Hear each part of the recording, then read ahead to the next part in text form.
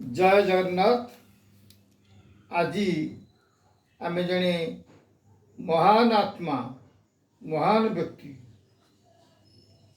सत्यानंद चंपती राय जे एकदा निजर नीति आदर्श एभली प्रतिफलित करते जहाँ सारा देशर आम भारतर विभिन्न राजनीतिज्ञ मानक प्रभावित करथिला।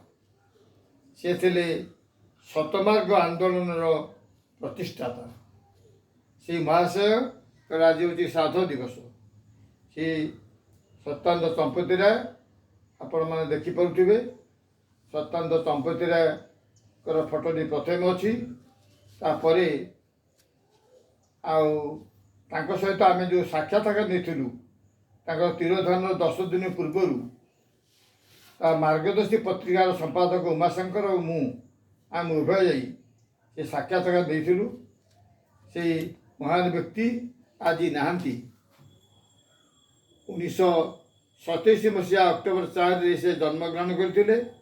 2015 मसीहा जुलाई 7 तारिख में तिरोधान होता।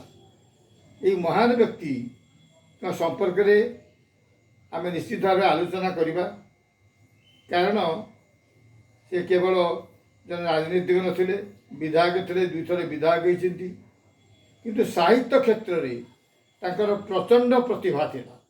प्रचंड प्रतिभा साहित्य क्षेत्र में एवं समाज को गढ़िया दृष्टिकोण तांकर यथेष्ट अवदान थिला। से महाशय को जन्म थिला आमर जंकिया थाना हज ग्राम। बापा राजकिशोर चंपती राय जने जमींदार श्रेणी लोक थे।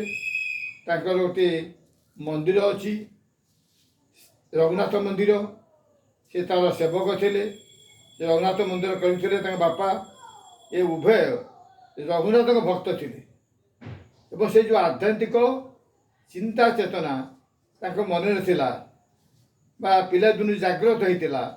परवर्ती जीवन में से अनेक बही लिखिं। कठोपनिषद एवं आपणकर निषेध उपरे बरपनिषद, मांडलिक उपनिषद ये 7टी उपनिषद से लिखिं।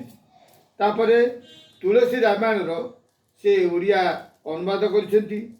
पुणी 14 अक्षर अति सुंदर भाव में लिखा जाइछि। पुस्तक समीक्षा करी राधामोहन गडनायक एवं पठानी पट्टनायक कहते एभली वीरर लेखा क्वचित देखा मिले। तेबे से जेतेबेले खोर्धा हाईस्कूल पढ़ुते से जानकी वल्लभ पट्टनायक पूर्वतन मुख्यमंत्री सहपाठी थे। विशिष्ट ऐतिहासिक फकीर हरिचंदन सहपाठी थे। से खोर्धा हाईस्कूल रे पढ़ला बेले तांकर भौणी घर ये निकटवर्ती बाजपुर डिहपुर गाँ से जाइए। सेठी देखिले गोटे गढ़ अच्छी प्राचीन गढ़ ता ना हूँ कांजियागढ़। से कांजियागढ़ लिखला परे इतिहास संग्रह करी से प्रथम बहीटी लिखिते कांजियागढ़ सेकाल कथा। से बहीटी आप पढ़िले निश्चित भाव में आपण मर्म को स्पर्श कर। खोर्धा राज्य स्थापन पूर्वर सेठी जने राजा रोते, जने सामंत रोते।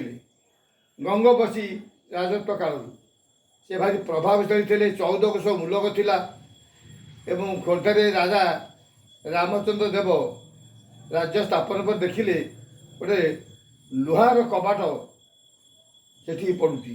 ये शब्द होती घर को पचारे से किए से ना जन प्रभावशाली राजा जने सामंत 18टी पुओ देखिले एटी मु खोर्धारे राज्य स्थापन करिछि। ये पाखे जड़े प्रभावशाली व्यक्ति रहा उचित नुह। एणु से कौशल कर मारिदेले। यही घटना को सुंदर भाव में कांजियागढ़ सेकाल कथा गोटे पुस्तिकार से छपे थे। बापा राजकिशोर चंपती राय से समस्त खर्च देते। से लिखि बहिर मुखबंधे एसବୁ କଥା ବର୍ଣ୍ଣନା କରିଛନ୍ତି। ପରବର୍ତ୍ତୀ ସମୟରେ सी पाठ पढ़िले रेभेन्सा कॉलेज ओडिया विभाग रे एमए पास करते सेठी पाठ पढ़ला समय रे सी ओडिया विभाग अध्यापक हो पारि कि ओडिया विभाग अध्यापक होगा पूर्वर तांको प्रतिभार परिचय पाइते डॉक्टर हरिकृष्ण महताब से कौन प्रकार प्रजातंत्र प्रेस में नहीं गले प्रजातंत्र प्रेस से सह संपादक से रहा भितर कहले महताब जी कहले कहले कहले शुण आमर संस्कृत मोर टे संस्कृत विषय जानवा इच्छा अच्छी आउ जने भल संस्कृत जानी तार ज्ञान थी जन व्यक्ति को तुम आण आम प्रेस को आण प्रजातंत्र प्रेस पे आण से समाज कागज पर प्रजातंत्र कागज ना थिला द्वितीय दैनिक संवादपत्र थिला या कहया परे सत्येंद्र बाबू तांकर सहपाठी जानकी भल पट्टनायक सहित से रामेश्वर एम स्कूल पढ़ी खोर्धा हाईस्कूल पढ़ी सहपाठी थे सी से जानकी बाबू रेभेन्सा कॉलेज पढ़िया पर्यंत बीए तांकर संस्कृति विषय थिला आउ ऑनर्स थिला पॉलिटिकल साइंस जानकी बाबू से बनारस हिंदू विश्वविद्यालय पॉलिटिकल साइंस रे एमए पास करी आसचंती जाकि कहले जे तुम संस्कृत ज्ञान भल मुझे जानी तुम संस्कृत जन विद्वान व्यक्ति आउ हरिकृष्ण महताब चाहते प्रजातंत्र प्रेस जन सब एडिटर तुम से आस सत्येंद्र चंपती राय परामर्श क्रमे जानकी बल्लभ पट्टनायक प्रजातंत्र प्रेस रे जोगदेले सेठी से रहिले तार सब एडिटर पोस्ट रहिले एवं सेठी ताकर रहा भितर अनेक किसी कार्यक्रम होती सी दी जाक अत्यंत अंतरंग बनुले जानकी बाबू एवं सत्येंद्र चंपती राय किसी वर्ष पर से जो राजनीति प्रथम साधारण निर्वाचन बेगुनिया गंगाधर पाइकरा कम्युनिस्ट दल प्रार्थी हो से विधायक हो गए तांको किभली परास्त करा हरिकृष्ण महताब चिंता कले एवं सत्येंद्र चंपती राय को प्रार्थी करेली तुम प्रार्थी हम निजे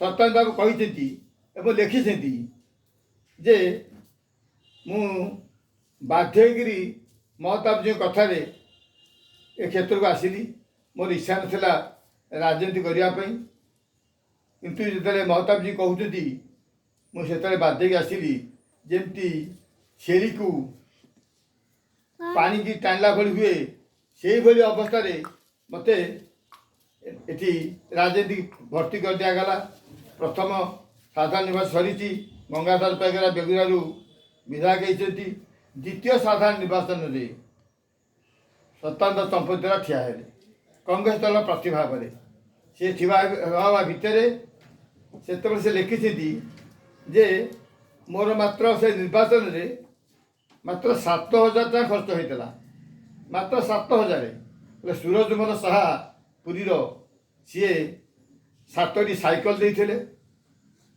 आउ यही प्रचार कार्य से जहाँ से खूब कम पैसा से लोगों सह मिसी से विधायक हेले कांग्रेस प्रार्थी भाव में गंगाधर पाइकरा हारीगले सत्येंद्र चंपती विधायक भाव पर सी 1958 मसीह से आमर विधायक थांती भारत सरकार भारतर 5 जन विशिष्ट साहित्य को लेकिरी तास्केंट रूसिया तास्केंट रे गोटे इंटरनेशनल लिटरेचर सम्मेलन थाए आंतर्जातिक साहित्य सभा सेठी सी जाते 5 जन भितर सत्येंद्र चंपती राय थे से रूसिया जो किसी लोक सह मिसा भितर से एभली प्रभावित हेले जे 1959 मसीह से कहले सरकारी अनुदान आसू बा न आसू गाँ गहली विभिन्न जो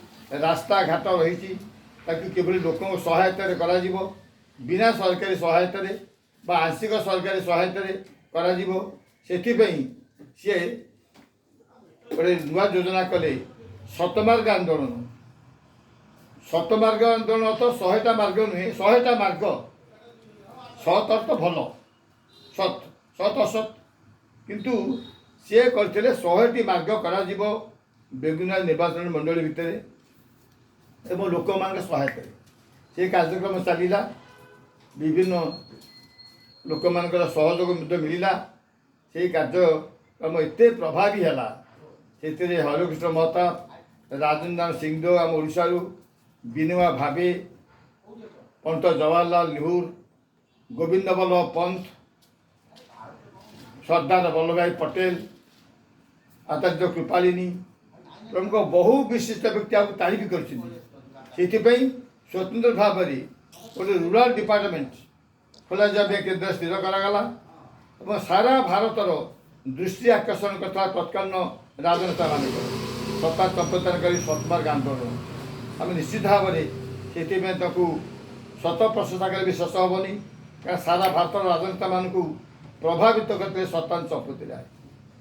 ତାପରେ ସିଏ ପୁଣି ପରବର୍ତ୍ତୀ ଇଲେକ୍ସନରେ ଜିତି ପାରିଥିଲେ, କିନ୍ତୁ ସେ ସାହିତ୍ୟିକ ଲୋକ, ତାର ଅନେକ ବହି ଲେଖିଛନ୍ତି। ତାର କବିତା ବହି ମଧ୍ୟ ଚମତ୍କାର। ସେ ଭିତରେ ତାଜମହଲ ଗୋଟେ କବିତା ରହିଛି ସୁନ୍ଦର ଭାବରେ, ଗାଁ ଗହଳି ଏବଂ ଯମୁନା, ଏସବୁ କବିତା ବହି ଲେଖିଛନ୍ତି। ଏବଂ ଉପନିଷଦ ବହି ଯେଉଁ 7ଟି ଉପନିଷଦ, ଭାଗବତର ଓଡ଼ିଆ ଅନୁବାଦ ଏବଂ ତାପରେ ଯେଉଁ ତୁଳସୀ ରାମାୟଣର ଓଡ଼ିଆ ଅନୁବାଦ ସେ ପରବର୍ତ୍ତୀ ସମୟରେ କରିଛନ୍ତି। ମୋଟରେ ସେ 18 ଖଣ୍ଡ ବହି ଲେଖିଛନ୍ତି, ବଡ଼ ବଡ଼ ବହି, କିନ୍ତୁ ସେ ବହି ପଢ଼ିବା ପାଇଁ ଲୋକ କାହାନ୍ତି? ଉପେନ୍ଦ୍ର ଭଞ୍ଜଙ୍କ ବହି ପଢ଼ିବା ପାଇଁ ଆମର ଲୋକ ଅଛନ୍ତି କି? ବୈଦେଶିକ ବିଳାସ ଲୋକ ପଢ଼ୁଛନ୍ତି। ସେମିତି ସତ୍ୟାନ୍ତ ଚମ୍ପଦାନଙ୍କ ବହି ଏତେ ଉଚ୍ଚ କୋଟିର ଆମର ପଠାଣି ଲେଖିଛନ୍ତି, ସେ ବହି ପଢ଼ିବା ପାଇଁ ଉପଯୁକ୍ତ ଲୋକ ଆମ ଓଡ଼ିଶାରେ ନାହାନ୍ତି। ବଡ଼ ବହି, କିନ୍ତୁ ସୁନ୍ଦର ଭାବରେ ବୁଝା ହେଇଛି।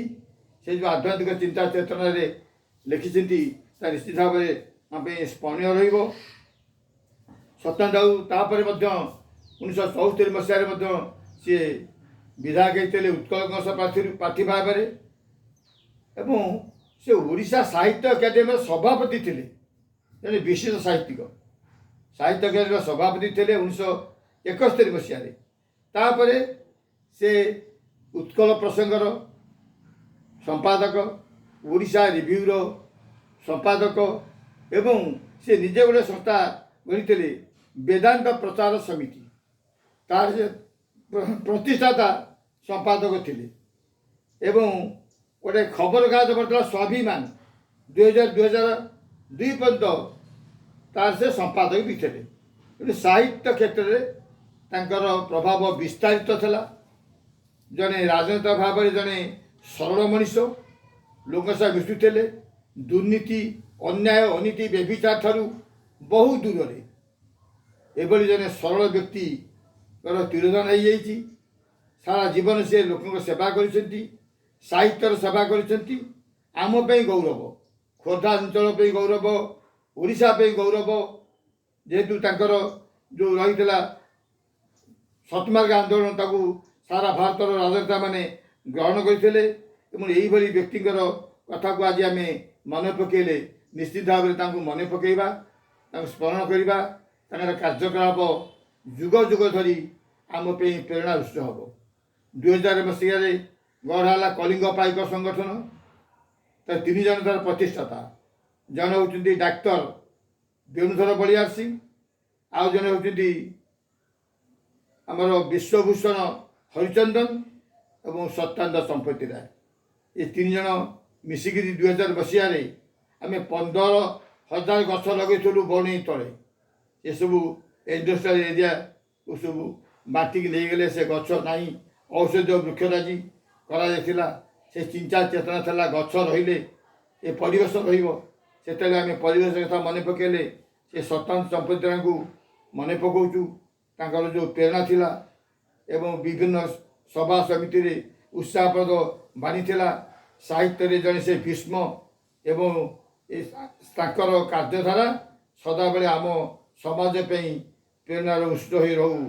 ଆଜିର ତିରୋଧାନ ଦିବସରେ ମୁଁ ପ୍ରଭୁ ଜଗନ୍ନାଥ ନିକଟରେ କାମନା କରିବି ଯେ ତାଙ୍କର ଉତ୍ସାହ ତାଙ୍କର ଅମର ଆତ୍ମା ଥାଇ ବହୁତ ଦୂରରେ ଥାଇ ପ୍ରେରଣା ଦେଉ। ଆଜିର ମାନବ ସଭ୍ୟତା ମାନବ ସଂସ୍କୃତି ମାନବର ଚାଲିଚଳନ ସବୁ ବଦଳି ଯାଉ, ସବୁ ଭଲ ଲୋକ ସୃଷ୍ଟି ହେଉ, ସମାଜରେ ଭଲ ଲୋକ ସୃଷ୍ଟି ହେଉ, ସମାଜକୁ କିଭଳି ଭାବରେ ଆମେ ଭଲ ମଣିଷ ସୃଷ୍ଟି କରି ସମାଜର ଦିଶାକୁ ପରିବର୍ତ୍ତନ କରିବା, ଏ ଲକ୍ଷ୍ୟ ଆମର ହେଉ। ଜୟ ହିନ୍ଦ, ଜୟ ଜଗନ୍ନାଥ।